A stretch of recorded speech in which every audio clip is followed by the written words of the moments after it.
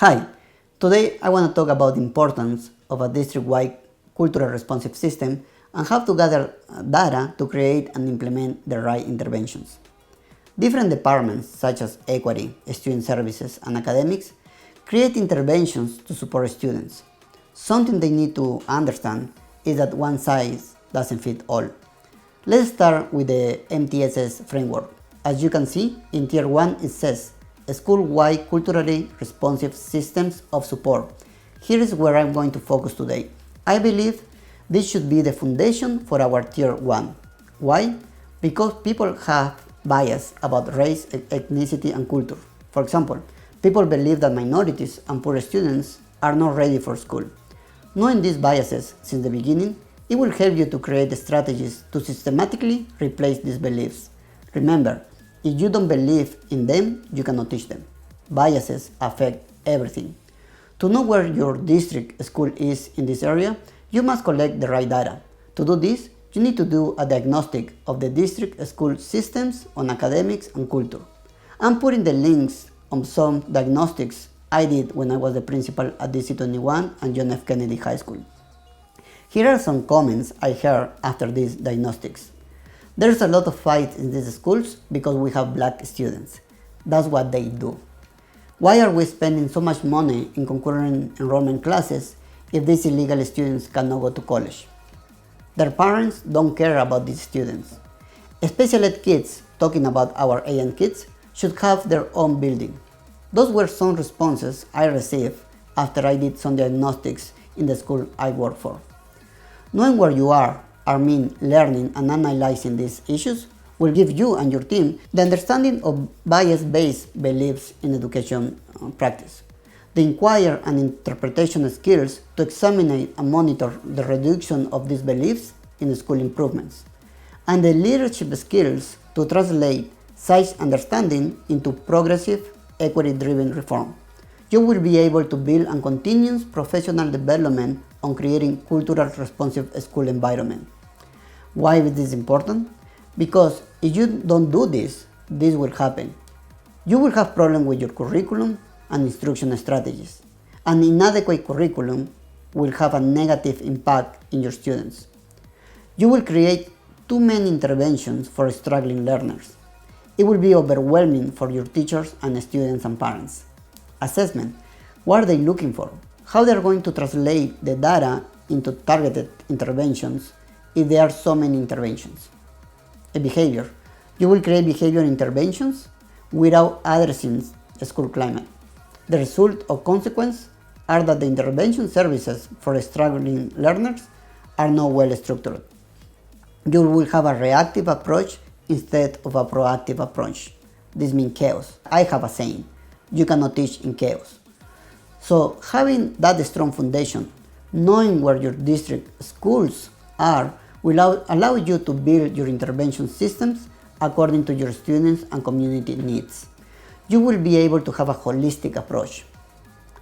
Thinking about your community needs, for example, you can create your master schedule, your budget, and your academics. For example, in one of my schools, after doing a diagnosis, we understood that our teachers needed a lot of support with the instructional systems, so we built this visual to support them, and we created the professional development so they know exactly what we were looking for. What we were looking for was differentiation.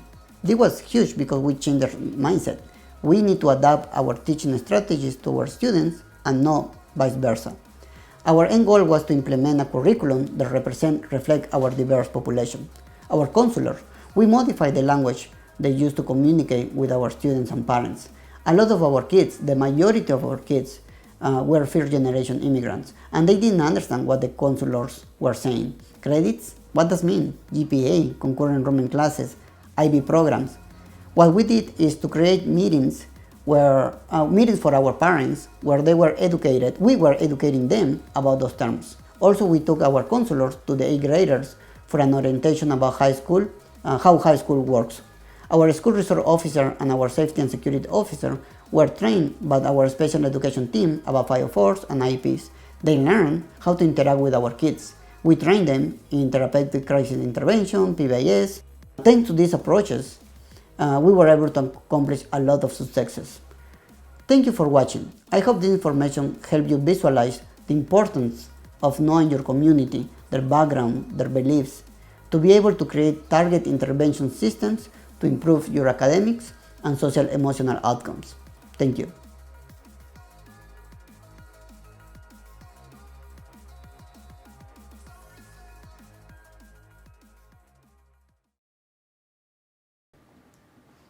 Hola, my name is Cristian de la Oliva and education changed my life. I left Peru escaping from the terrorism and the economic disaster. It was 1998 and I was in my early 20s. I got here in Colorado with $20 in my pocket and I didn't speak English. I remember when I got so excited because I got my first job as a janitor at Kaiser Permanent. I believe they paid me like $4.15 per hour. I thought I was rich. Then I realized I needed to find another job to be able to pay my rent and food. I got another job at Wendy's and I started working there during the day and continued my job in Kaiser during the night. After a while, I realized this wasn't the life I wanted. I was working all day to pay my bills and I felt my life didn't have a purpose. My life was going nowhere.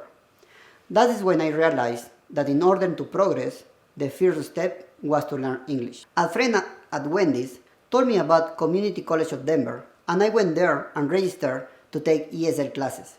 During the first week at CCD, I read in the bulletin board that Denver Public Schools was looking for bilingual teacher assistants. I went to their office and applied to that position. I got an interview for Castro Elementary School. When I got there, the bilingual teacher who was going to interview me had to leave. So the principal ended up doing the interview. The only phrase I memorized was, "I like kids." So the interview was like this. I like kids. Oh, nice. Our second question is, how do you interact with parents? I like kids. Oh, and last question. What personality traits do you have to be successful in this position? I like kids. Surprisingly, I got the job. From that day on, I started working during the day and continued my studies during the afternoons and weekends. Working as a paraprofessional and supporting our students helped me find my purpose in life, mentoring, helping, and being a role model for our students. So my goal was to become a teacher, and by 2002, I achieved this goal. I graduated from college and got my first teaching job. While I was working as a teacher, I noticed some inequity toward our students. For example, when I was teaching third grade, the principal approached to me and told me I shouldn't speak Spanish and my students shouldn't speak Spanish because that way they have to speak English and the opportunity to pass the state assessment will increase. After many conversations, many phone calls, one-on-one meetings, I was able to show her that what she requested was illegal. After this incident, I was committed to fight for equity. That became my purpose in education. At that moment, I decided to go back to school and get my principal license to be able to support not only my students, but a much larger population. In 2009, I got my master's in education in administration and supervision. But because I'm a second language learner, I noticed I needed to expand my technical vocabulary. So I went back to school and get my master's in curriculum and instruction. In 2010, I started gaining experience as an administrator in different levels. All these experiences shaped my educational values and beliefs.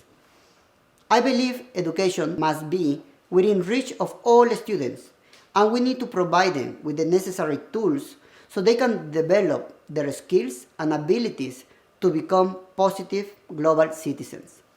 Part of this process is the development of reasoning and critical thinking, where learning is cooperative, collaborative, participatory, and reflective, where students feel safe to exchange ideas and tolerance prevail. Education must be holistic, where our students receive the academic support, but also the physical, mental, social, and emotional support that they need. Education must be inclusive. We need to differentiate our instruction for our second language learners and our special ed students. Education must be organic. It needs to adapt to the changes of society. Our students need real work experience where they can connect academic knowledge to the needs of the society. If we approach education in this way, we will be able to promote learning beyond the classroom and fosters a sense of overall public good.